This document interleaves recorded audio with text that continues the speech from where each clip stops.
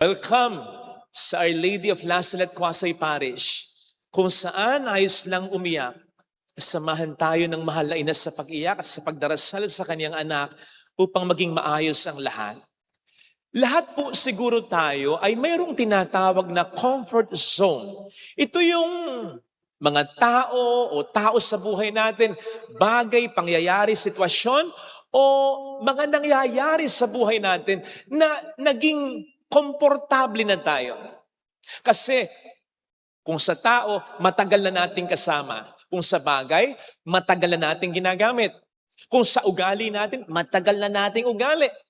Kung sa mga nararanasan, matagal na nating nararanasan. Kaya naging at home na tayo, naging comfort zone na natin, kay hirap ng iwanan. Halimbawa, may mga taong hirap makipagkapwa-tao sa iba, hirap makipagkaibigan, kasi ang naging comfort zone na nila ay yung pamilya lamang nila o kaya yung isa o dalawa lamang na kaibigan nila. Baka kayo'y katulad ko rin na may mga comfort zone na restaurant. Kasi sa comfort zone na restaurant na yon na ating laging kinakainan, alam na natin kung anong o-orderin natin. Bakit tayo pupunta sa ibang restaurant? Magkamali pa tayo ng orderin. Yung kaklase ko dati, umorder, tiger prawn. Akala daw niya, tigre in-order niya. Hipon pala. Baka yung iba sa inyo, ang comfort zone ay yung trabaho na niya. Kaya hindi na siya makapag-apply for a higher position, makapag-train ng new skills sapagkat nasanay na, naging at home na sa kanyang trabaho kumbaga. At yung classic na katwiran ng iba, lalong-lalo na, nang medyo may edad na, ganito na ako eh. Simulat sa pool, ganito na ako. Intindihin niyo na ako. Tanggapin niyo na ako. Ito yung mga naging komportable na sa ugali nila. You see, wala pong masamang makontento. Pero nagiging masama ang pagiging kontento kung obviously may i-improve pa tayo.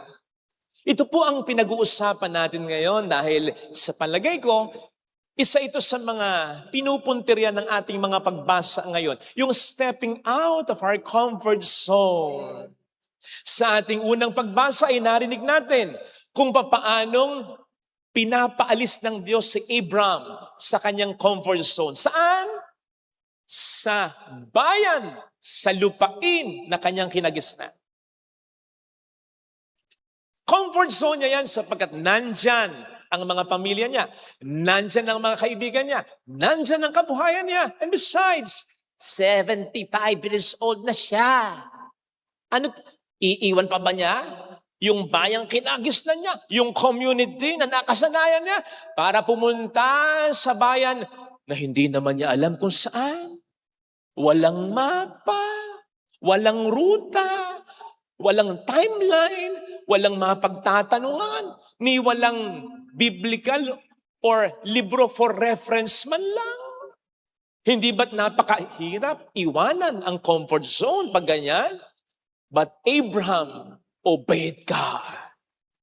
Sa kabilang banda sa ating ebanghelyo naman, yung eksena sa ebanghelyo, transfiguration, nagbagong anyo ang Panginoon. Bago ito, sinasabi na ni Kristo sa kanyang mga disipulo ang kanyang napipintong kamatayan sa Kalbaryo. Siyempre, nagbibigay yun ng discomfort sa kanyang mga disipulo. Eto na, nagbagong anyo ang Panginoon, naging puting-puti ang kanyang mukha, at ganun din ang kanyang damit. So much so, na ito raw ay patikim na ng langit.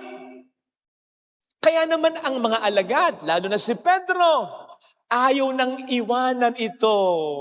Kaya ang sabi niya kay Kristo, dito na lang tayo. Naging comfort zone na yun ni Pedro.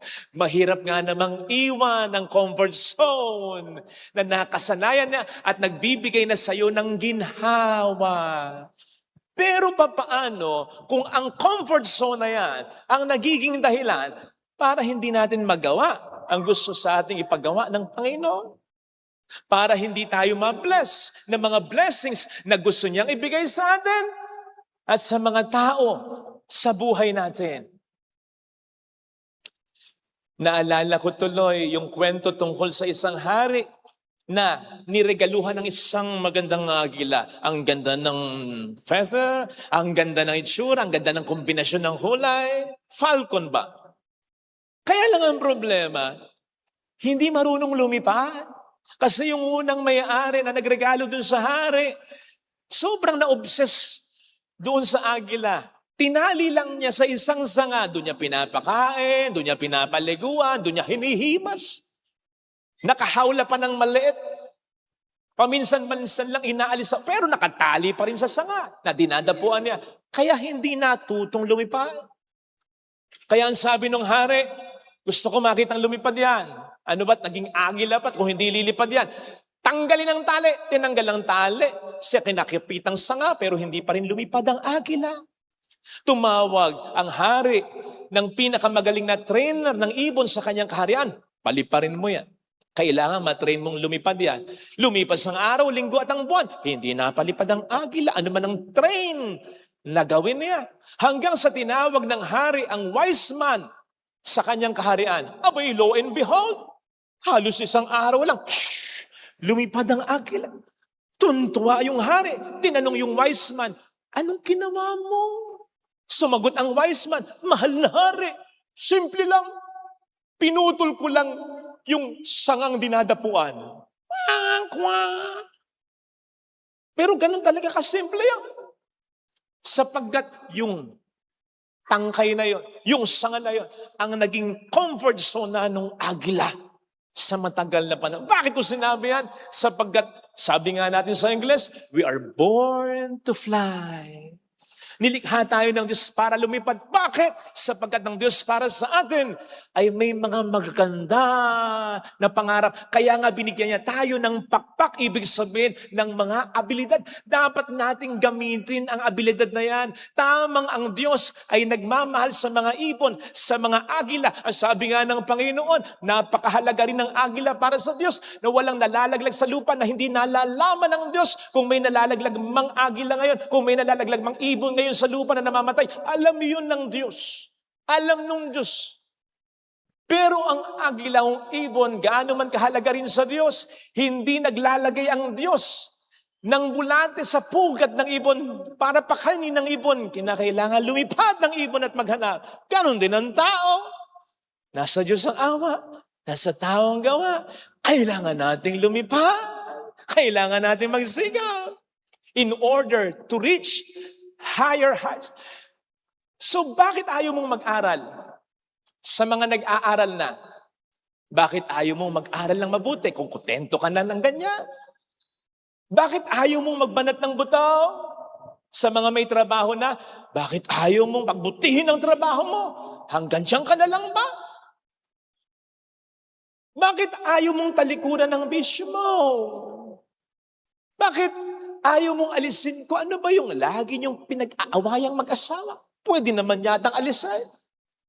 Yung ugali na yan, pwede naman yatang remedyohan. Yung laging ikinasasakit ng ulo ng magulang mo, yung pagiging burara mo, yung pagiging batugan mo, hindi ba po pwedeng ayusin man lang ang ugali yan?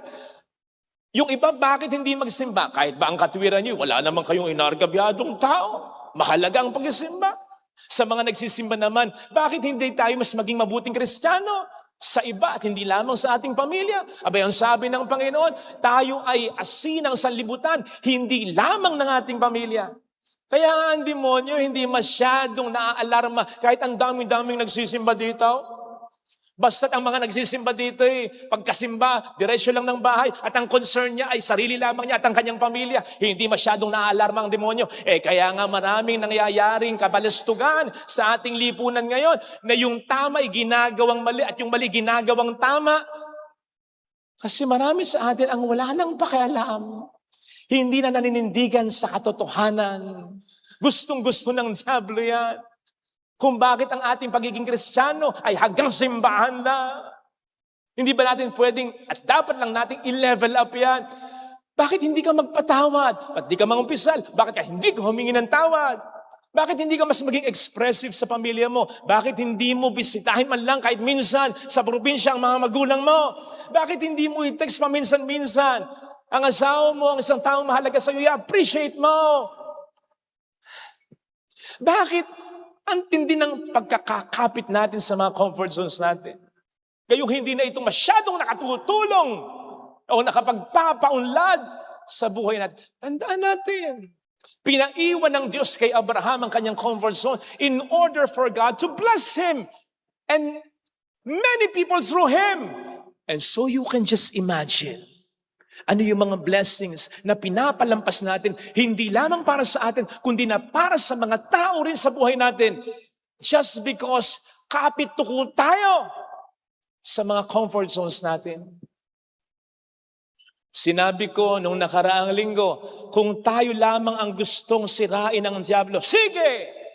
Patukso na tayo. Yamang yung marami sa atin, ayaw umiwas sa tukso. Di, patukso na tayo. Kung tayo lang ang gustong sirain ng diablo, pero pinag-usapan natin, hindi lang tayo. Pati na ang asawa, pati na ang anak mo, pati na ang pamilya mo. Tulay ka lang ng demonyo para sa mga taong ito. And so, mas dapat tayong hindi patukso.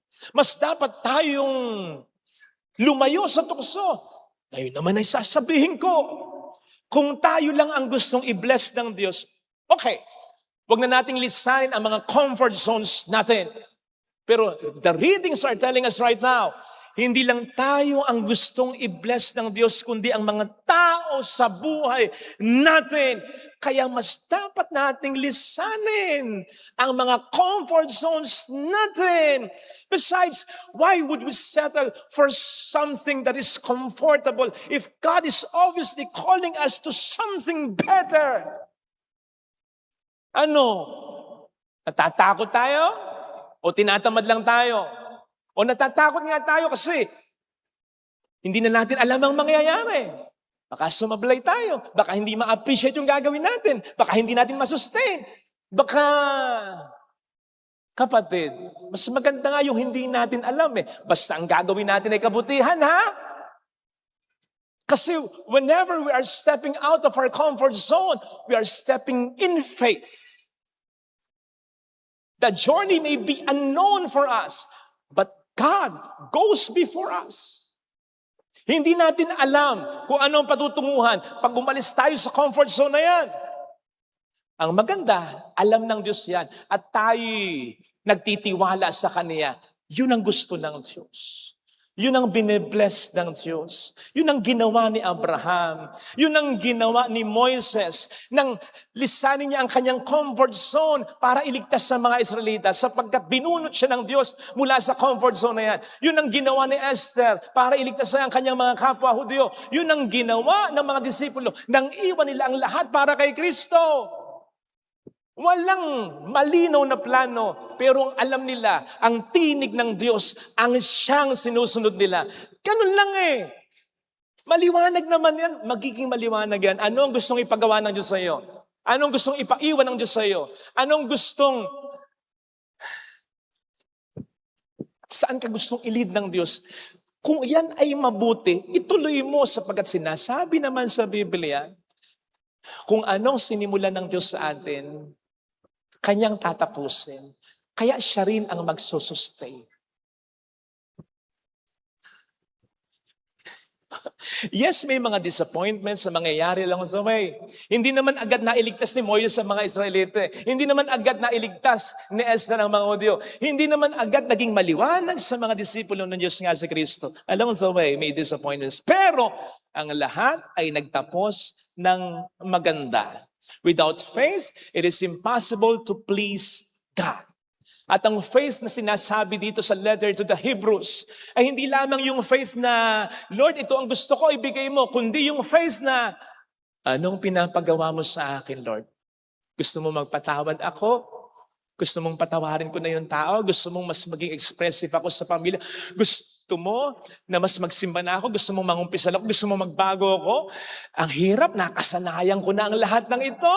Nakasanayan ko na ang lahat ng nasa comfort zone ng buhay ko.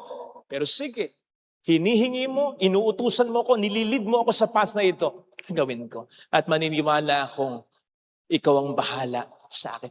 Doon natutuwa ang Diyos. Yun ang blessing na pinagpapala talaga ng Diyos.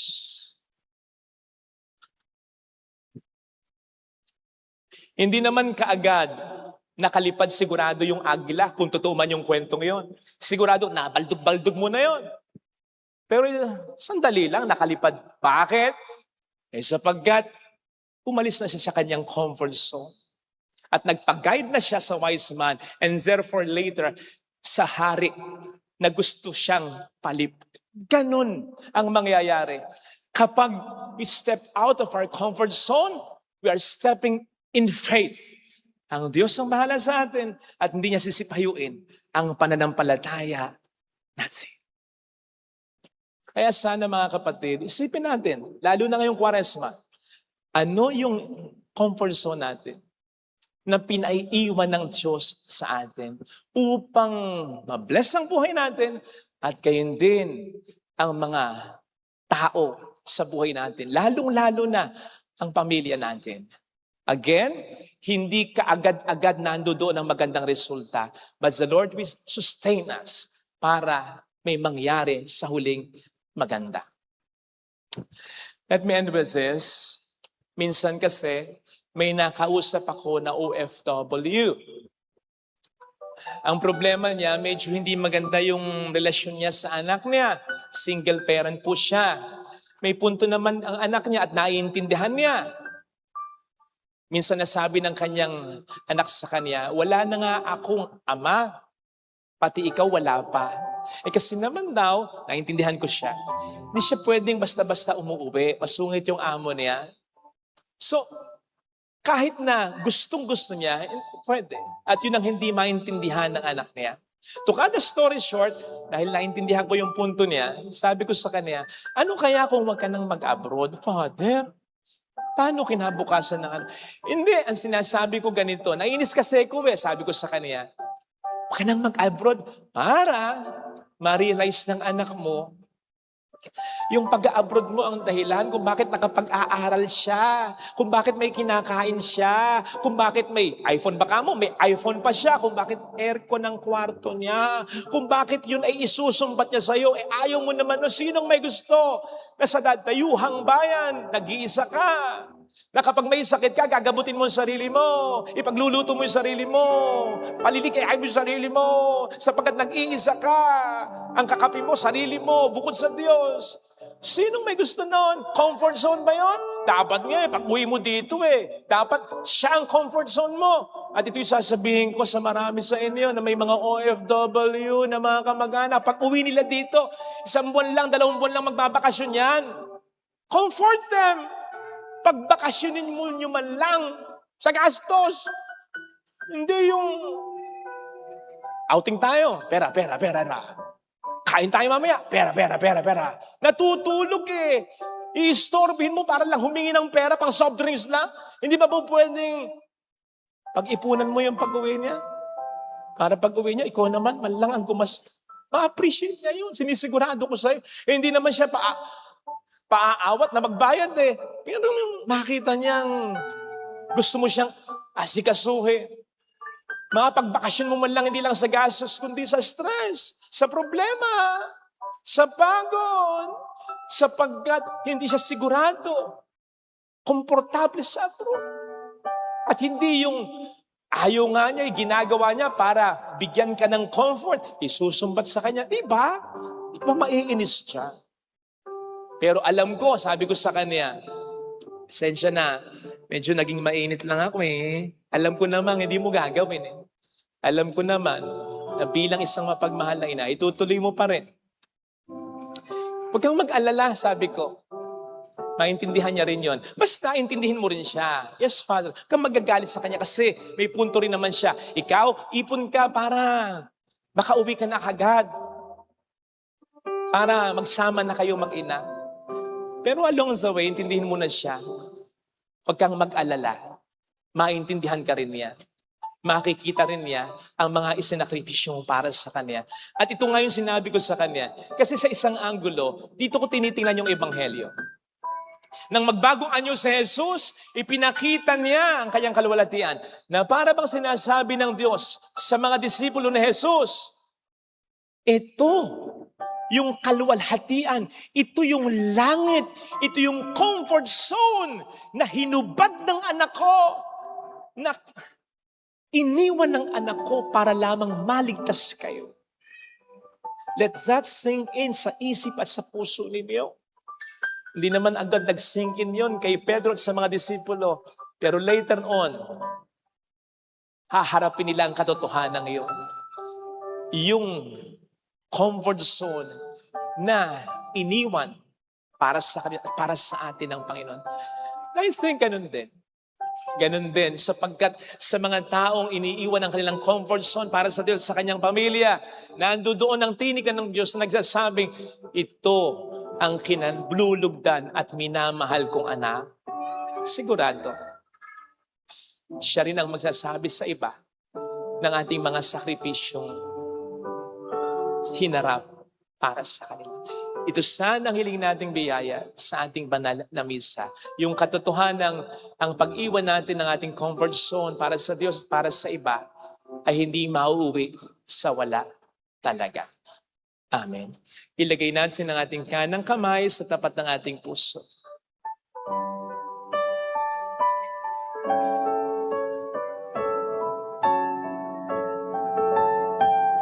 Awitin natin. Alam kong may magagawa ang Diyos. Alam kong may magagawa ang Diyos. Alam kong may magagawa ang Diyos. Alam kong may magagawa Walang imposible sa ang Diyos.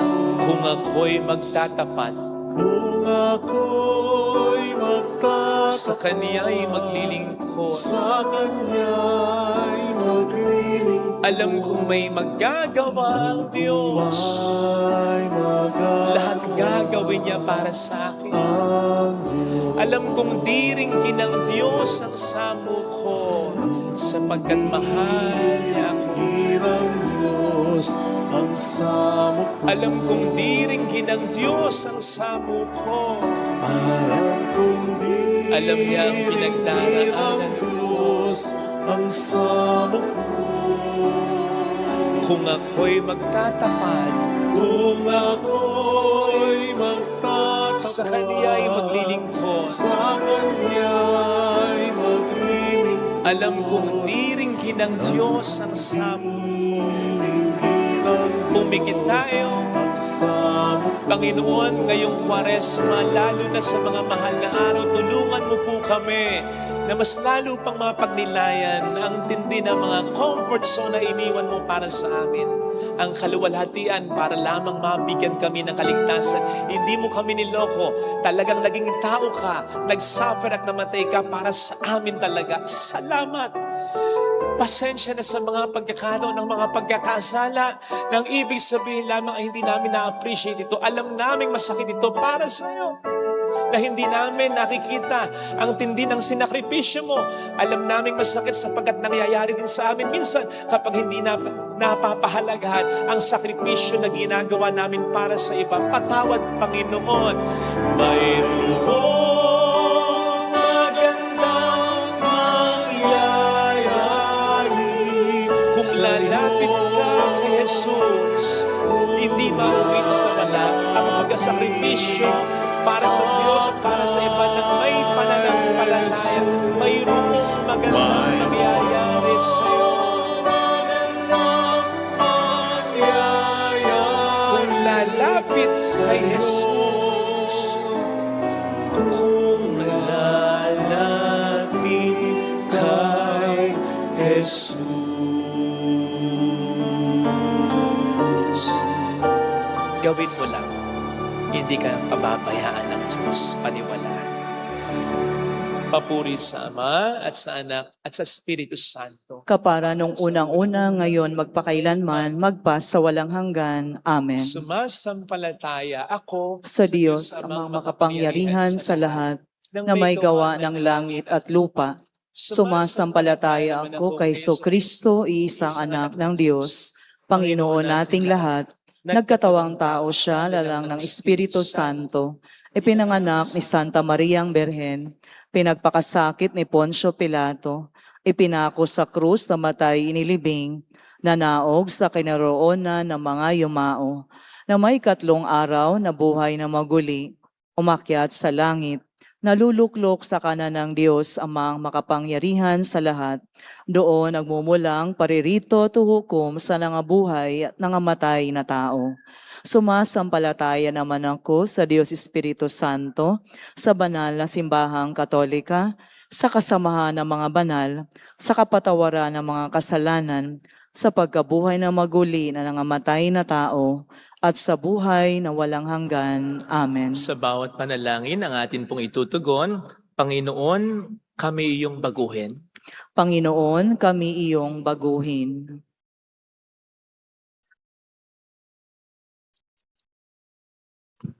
Para sa simbahang inuusig at nagdurusa dahil sa paghahayag ng mabuting balita upang ang pagbabagong anyo ni Jesus ay maging bukal ng pag-asa at lakas ng loob. Manalangin tayo sa Panginoon. Panginoon, kami iyong baguhin. Para sa mga pamahalaan upang tulad ng Panginoong Jesus, magsikap silang mabago ang baluktot na sistema ng politika at gawaing pampubliko. Manalangin tayo sa Panginoon. Panginoon, Panginoon iyong baguhin. Para sa mga may sakit at karamdaman sa ating pamayanan, upang sa kabila ng mga hirap na nararanasan, ay manalig sila na sa takdang panahon ang lahat ng ito ay paninibaguhin ng kariktan ng Panginoon. Manalangin tayo sa Panginoon. Panginoon, kami iyong baguhin. Para sa ating lahat na nasa piging ng pagbabagong anyo, upang magsikap tayong maitatag ang lipunang matapat at marangal. Manalangin tayo sa Panginoon. Panginoon, kami iyong baguhin. Para sa mga yumao, upang makamit nila ang kaningningang walang hanggan, manalangin tayo sa Panginoon. Panginoon, kami iyong baguhin. Yumuko tayo, maaaring ibulang muli sa Panginoon ang ating intensyon. Muli, pakisama po ang kapayapaan sa buong mundo. Amang makapangyarihan, pakinggan mo ang daing ng iyong sambayanan sa panahong ito ng Kwaresma. Magbago nawa ang aming puso at kalooban ng liwanag ng pagkabagong anyo ng iyong anak na si Jesucristo, kasama ng Espiritu Santo magpas sa walang hanggan. Amen. Pag-aalay.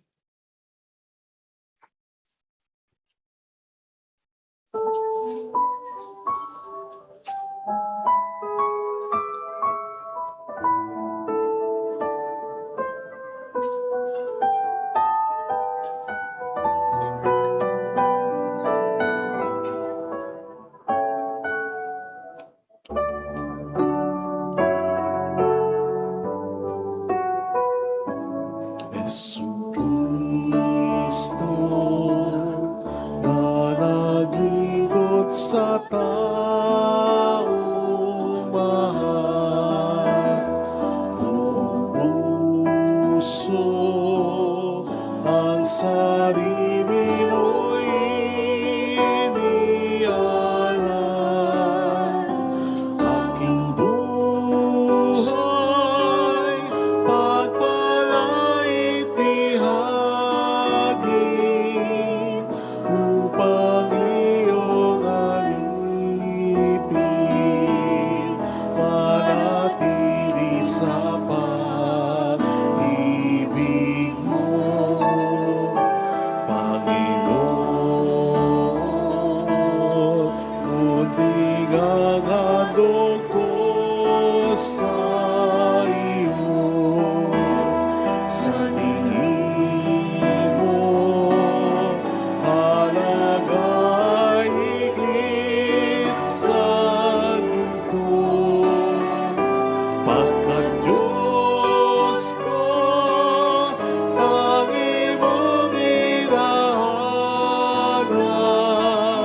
sa pag-ibig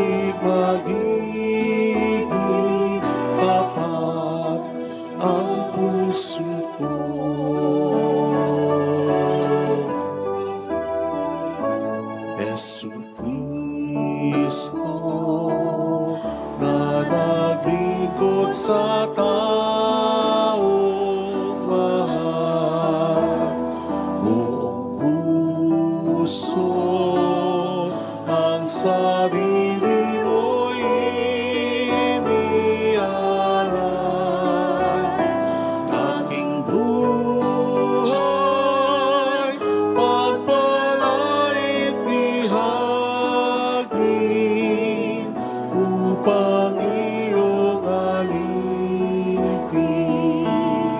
manatili sa pag-ibig mo, Panginoon. Munting ang handog ko sa iyo, sa tingin mo halaga ay higit sa ginto. Pagkat Diyos ko, tangi mong hinahanap, sa pag-ibig magiging tapat ang puso ko. Pagkat Diyos ko, tangi mong hinahanap, sa pag-ibig magiging tapat ang puso ko.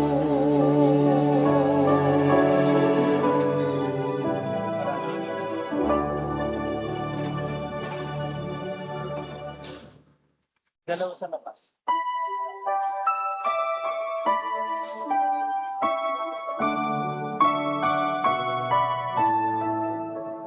O Diyos, narito ang tanging alay ko, at sa kamay mo inihandog ko alak at tinapay, aming pinagpaguran, maging aming buhay tanging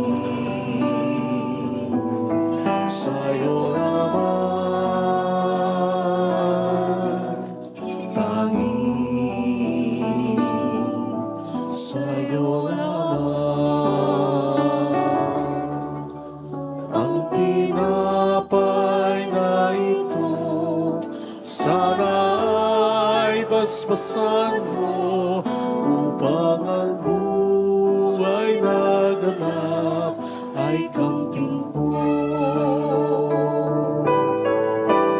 O Diyos, narito ang tanging alay ko, at sa kamay mo inihandog ko alak at tinapay, aming pinagpaguran, maging aming buhay tanging sa'yo naman, tanging sa'yo naman. Ang alak na ito, sana'y pagpalain mo, ng kaligtasang handog mo'y makamtan ko. O Diyos, narito ang tanging alay ko, at sa kamay mo inihandog ko alak at tinapay, aming pinagpaguran, maging aming buhay tanging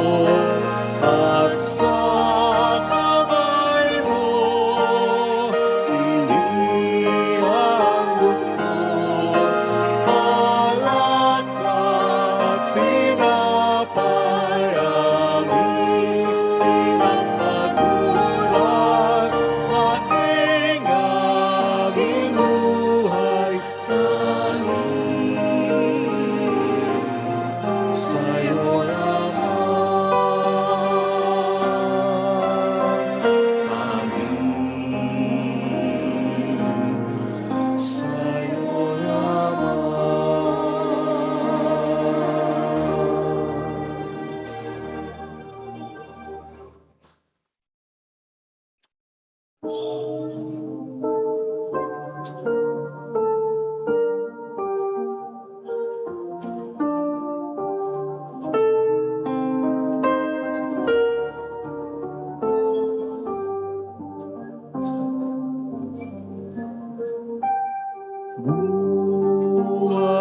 pagmamahal,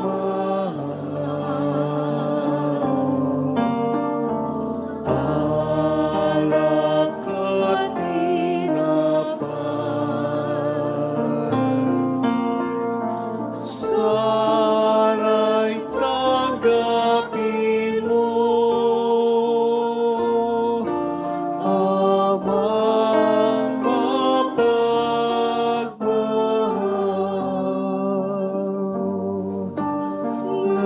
Ngayon sa iyong hapag, kami nag-aalay.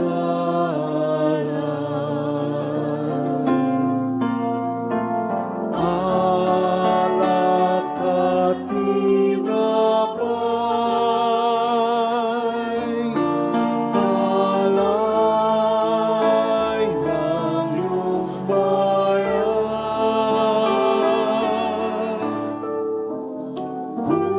Buhay pagmamahal,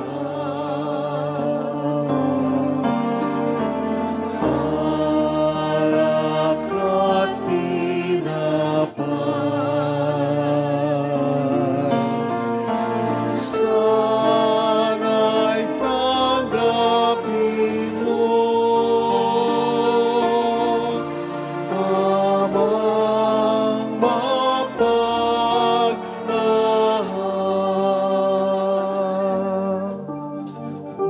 Buhay pag-iisip,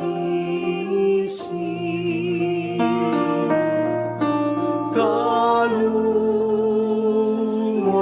katawan, ang lahat-lahat na taglay nitong buhay.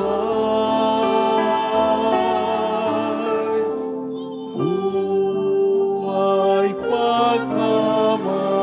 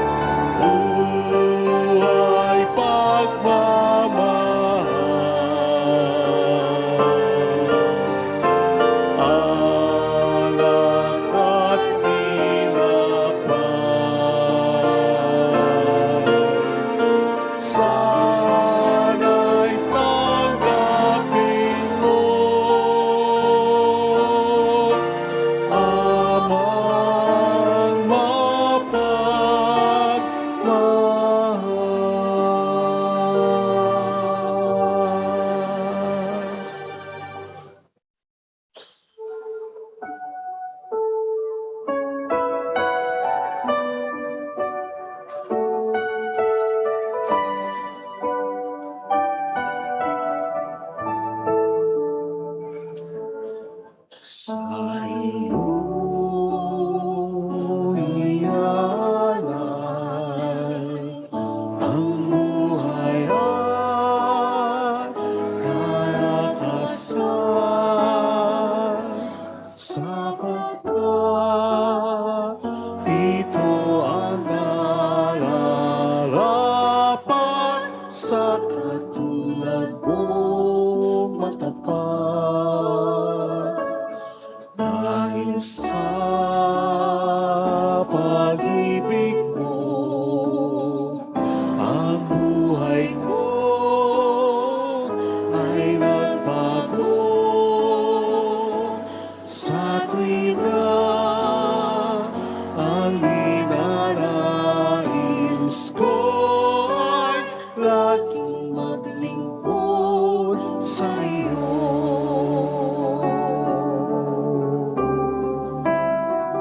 Sumasamba, sumasamo,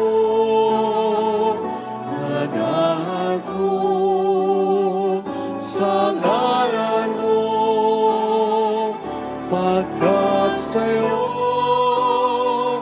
ay nadama ang pagmamahal ng Ama.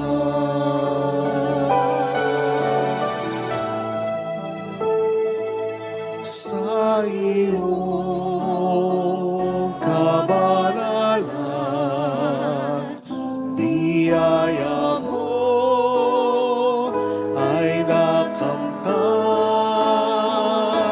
Sa iyo ay may kagalakan at buhay na walang hanggan. Walang hanggan, tunay kang Panginoon, na malas mo sa Kalbaryo. Buhay man, dinalay mo, Kristo, upang magligtas ng tao.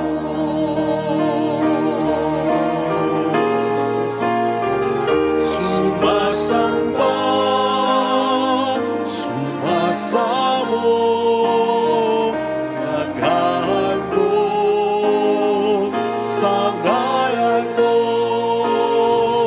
pagkat sa'yo ay nadama ang pagmamahal ng Ama. Sumasamba, sumasamo, maghandog sa ngalan mo, pagkat sa'yo ay nadama ang pagmamahal ng Ama. Pagkat sa'yo ay nadama ang pagmamahal ng Ama.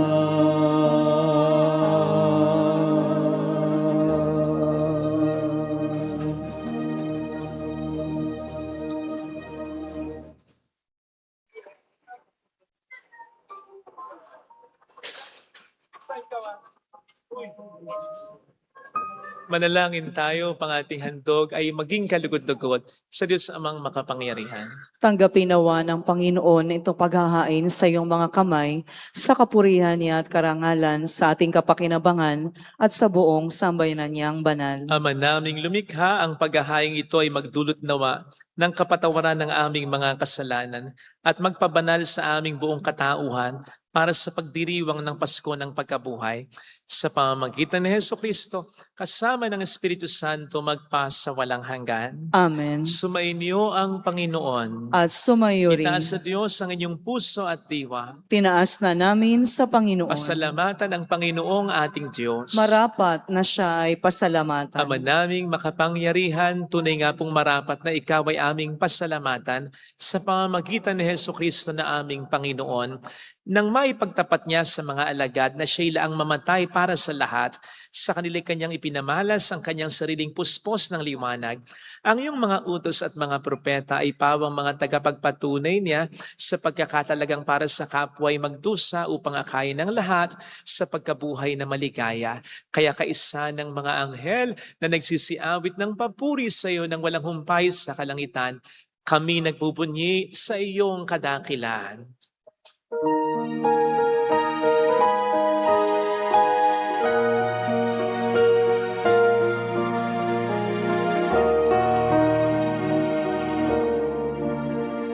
Santo, Santo, Santo,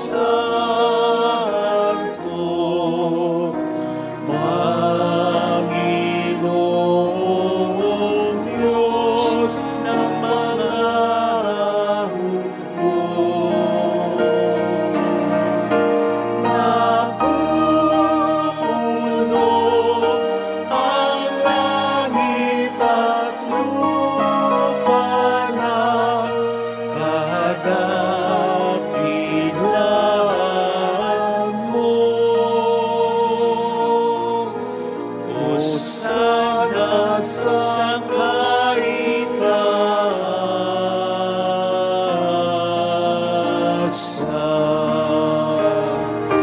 Pinagpalang naparirito sa ngalan ng Panginoon. Hosana sa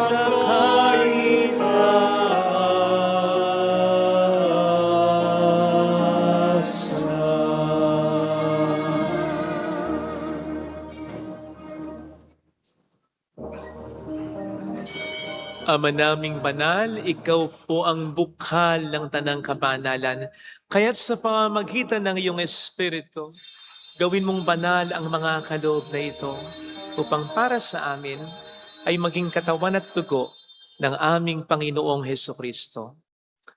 Bago niya pinagtiis ang husang loob na maging handog, hinawakan niya ang tinapay, pinasalamatan ka niya. Pinaghati-hati niya iyon, iniabot sa kaniyang mga alagad at sinabi, "Tanggapin ninyong lahat ito at kanin. Ito ang aking katawan na ihahandog para sa inyo."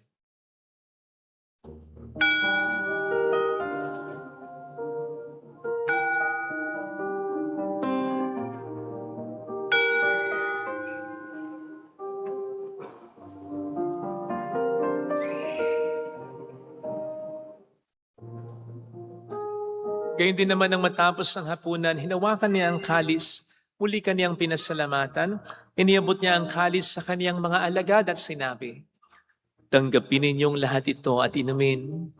Ito ang kalis ng aking dugo ng bago't walang hanggang tipan.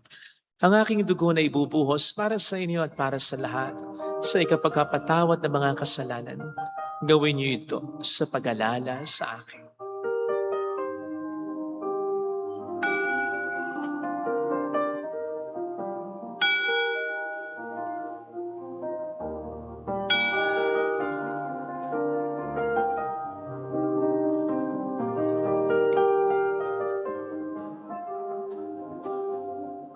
Ang misteryo ng ating pananampalataya, Si Kristo'y namatay, si Kristo'y nabuhay, si Kristo'y babalik sa wakas ng panahon. Ama, ginagawa namin ngayon ang pag-alaala sa pagkamatay at muling pagkabuhay ng iyong anak. Kaya inialay namin sa iyong tinapay ng buhay at ang kalis ng kaligtasan. Kami po'y nagpapasalamat dahil kami iyong minarapat na tumayo sa harap mo para maglingkod sa iyo. Sinasamo namin kami na magsasalo sa katawan at dugo ni Kristo ay mabuklod sa pagkakaisa sa pamamagitan ng Espiritu Santo. Ama, lingapin mo ang iyong simbahang laganap sa buong daigdig. Puspusin mo kami sa pag-ibig. Kaisa ni Leon na aming Papa, ni Dennis na aming Obispo at ng Tanang Kaparian, alalahanin mo po ang mga kapatid naming nahimlay nang may pag-asang sila'y muling mabubuhay, lalo na po ang aming mga ipagdarasal. Saglit nating alalahanin at ipagdasal ang ating mga kakilalang yumauna.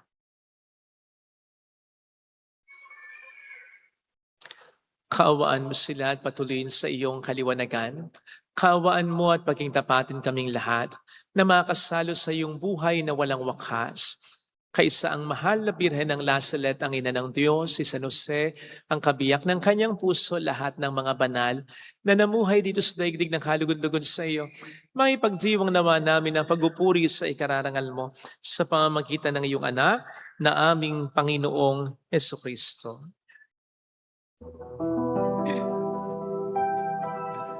Sa pamamagitan ni Kristo, kasama niya at sa Kanya,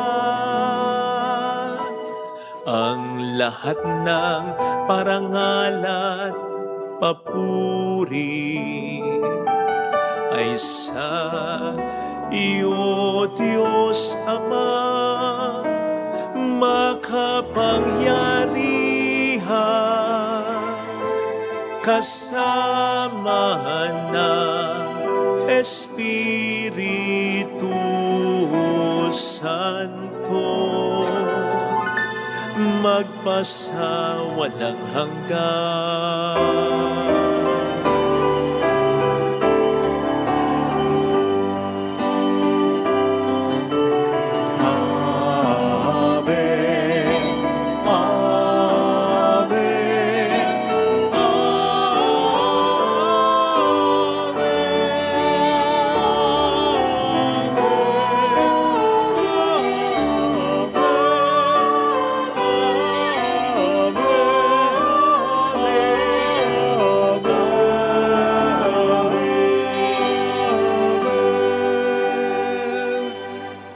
Tumawag tayo sa ating Ama.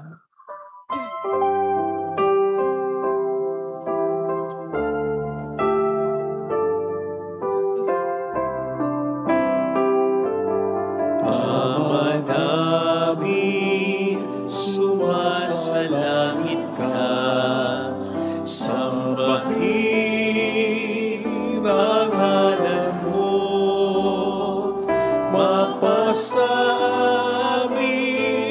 ang kaharian mo, sundin ang loob mo dito sa lupa para nang sa langit. Bigyan mo kami ngayon ng aming kakanin sa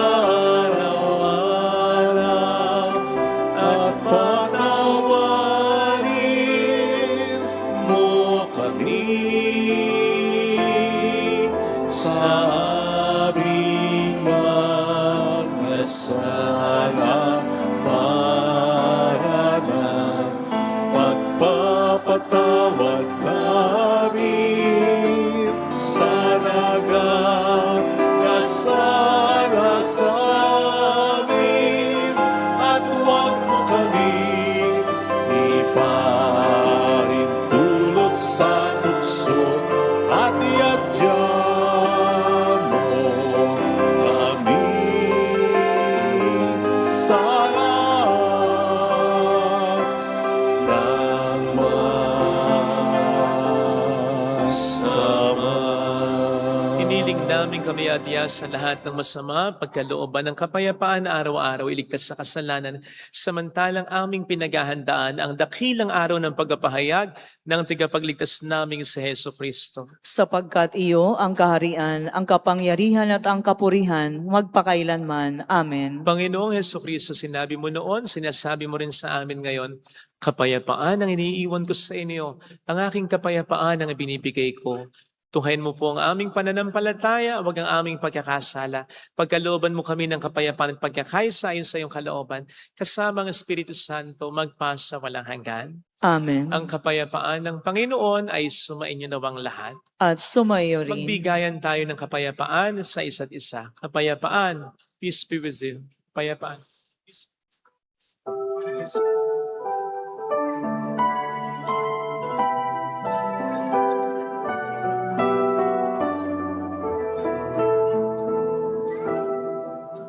Kordero ng Diyos na nag-alis ng mga kasalanan ng sanlibutan, maawa ka sa amin.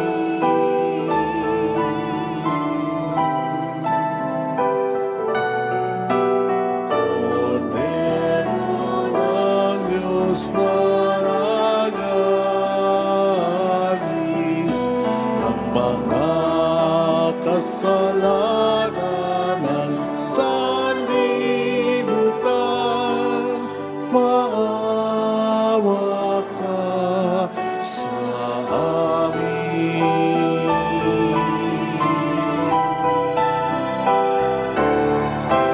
Kordero ng Diyos na nag-alis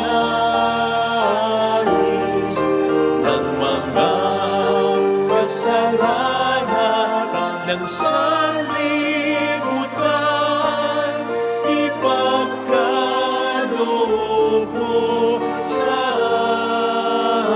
amin ang kapayapaan.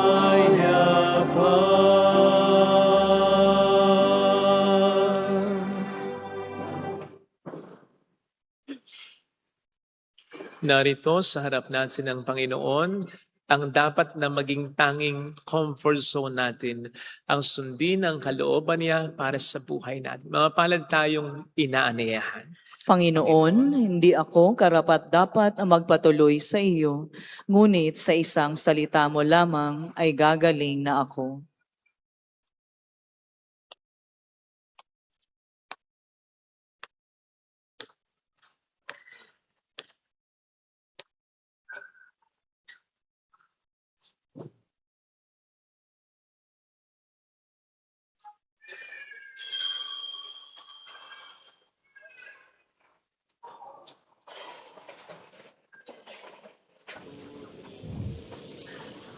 Panalangin para sa espiritual na pakikinabang.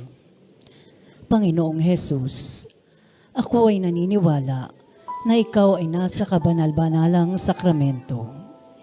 Iniibig kita ng higit sa lahat at ninanasa kong tanggapin ka sa aking kaluluwa. Sapagkat sa mga sandaling ito, hindi kita matatanggap sa sakramento. Tumuloy ka sa espiritu sa aking puso. Niyayakap kita na para bang naririto ka na. Inaalay ko ng buong buo ang aking sarili sa iyo. Huwag mong hayaang mawalay ako sa iyo. Amen. Mo kami ng sambagong puso.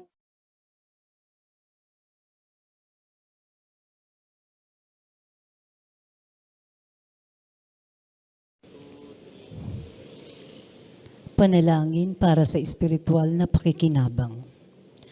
Panginoong Hesus, ako ay naniniwala na ikaw ay nasa kabanal-banalang sakramento.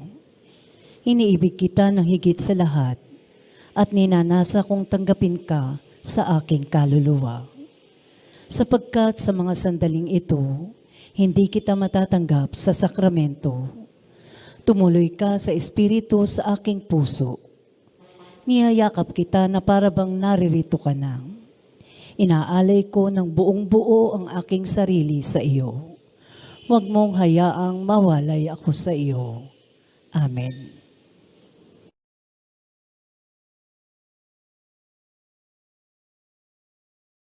Ang inihanda, itindig mo kami, aming iyong bansa.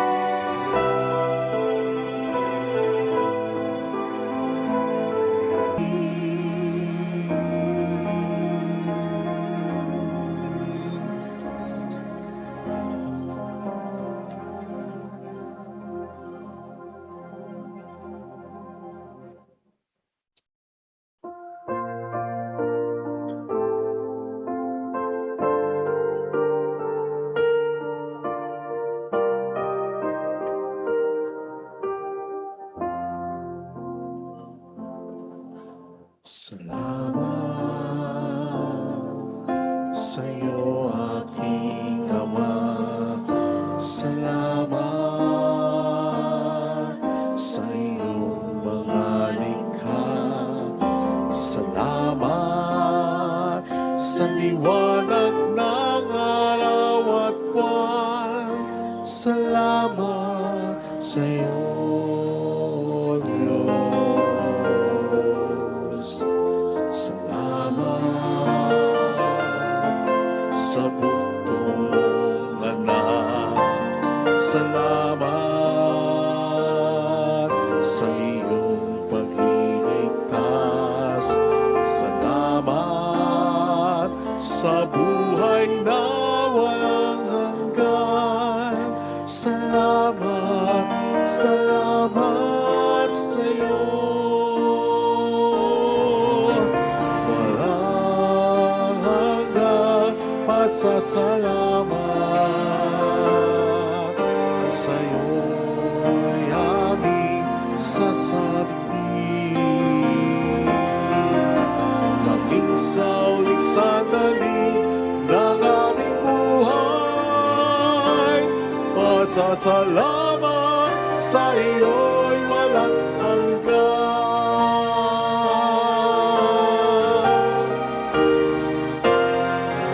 Salamat sa buhay kong ito. Salamat at ako'y binago. Salamat sa walang hanggang pag-ibig mo.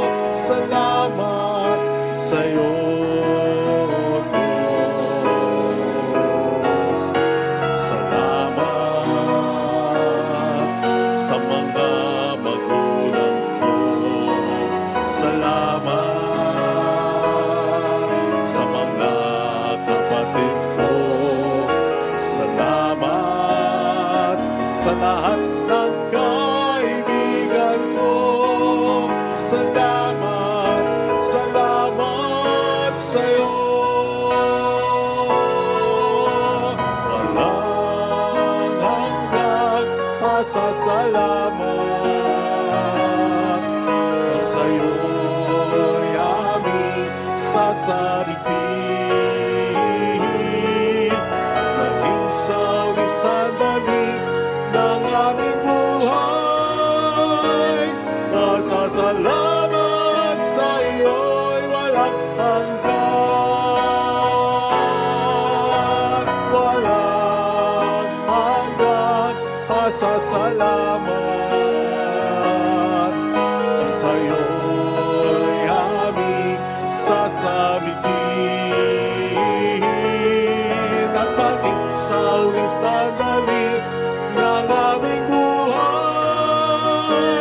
pasasalamat sa iyo'y, pasasalamat sa iyo'y, pasasalamat sa iyo'y walang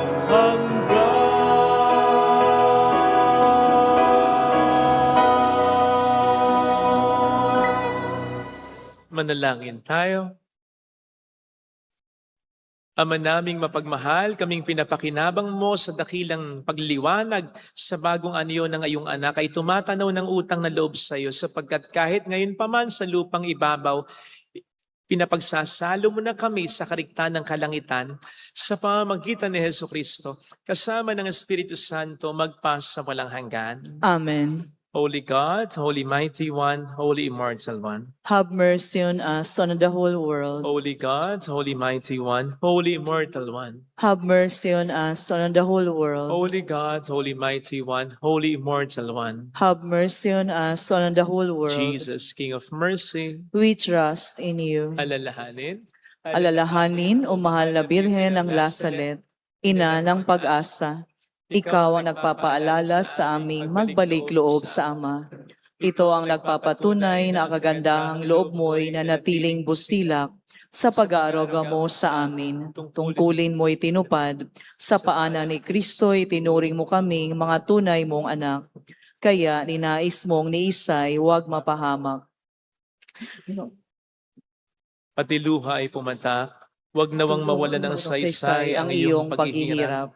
Hiling nawa namin sa iyo, o aming inang liyag, na matapos ang pagkikibaka namin sa mundong ito, at sa pananatili naming tapat kay Kristo, sa kapurihan mo'y makibahagi kaming ganap, upang kung nasaan ka ngayon ay maparoon din kaming lahat, at ang kaganapan ng kaluwalhatian ng Diyos Amay tuluyang matupad siya nawa. Mahal na Birhen ng Lasal at tagapagkasundo ng mga makasalanan. Ipanalangin mong walang patid kaming mga dumudulog sa iyo. Marami pong salamat sa inyong pakikisa, sa pagsuporta niyo sa ating religious store, Trinalists na Crown, sa mga nag-aalay ng alkansya, sa mga nag-share ng live masses tulad nito, at ng pag-share ng ating mga recorded reflections ng mga videos, sa mga kasama natin sa iba't ibang panig ng mundo through online broadcast of this Mass, sa mga nagpapadala ng kanilang tulong through our GCash and bank account, sa lahat sa inyo, maraming salamat po sapagkat dahil po sa inyo, napakarami nating nagagawang maayos na mga chapels,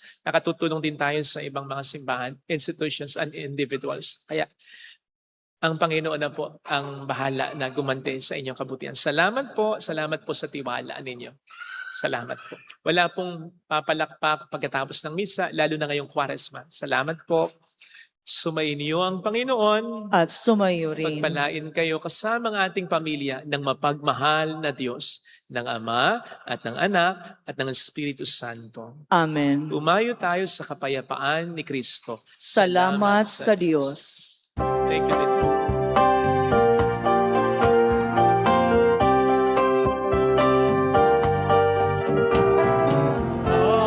Aming